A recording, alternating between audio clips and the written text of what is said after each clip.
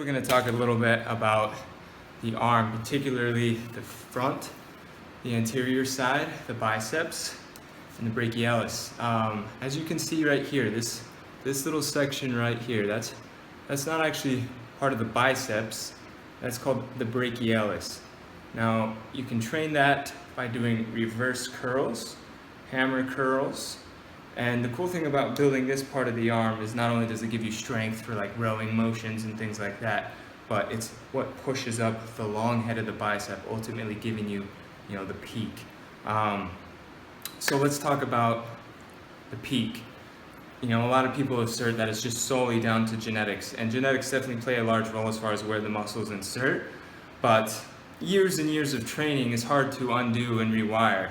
I actually built a really great peak after my first shoulder surgery, and then tried to do it again after my second shoulder surgery, and it just didn't build the same way because I kind of tried to rush the process.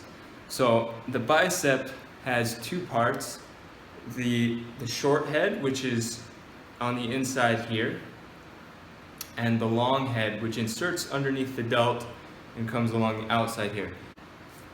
So that long head is what builds the peak, height. The brachialis and the long head build height, and the short head is what builds width. So we're just going to go through some exercises for each one. We have an easy curl bar here, okay? We see the bar kind of going in this Z fashion. Now, oftentimes, this seems like the most comfortable way to grip it. But if you're looking to build the peak, you want it to be where the pinkies are at the highest point. So you can kind of see right now my pinkies are angled a little more up. That's going to work on the peak. The key to working on the peak as well is to keep the elbows at your side. Okay, so you're coming, getting a good squeeze, coming down. That's really all there is to it. Okay. Now, if you want to build width, I suggest letting your thumbs be higher, sticking your elbows out in front, keeping them there, coming up, coming down. Okay.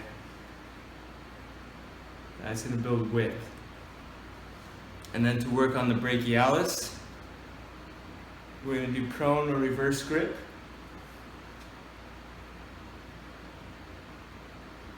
And bada bing. So that's the biceps and the brachialis in a nutshell. Hope it helps build them guns.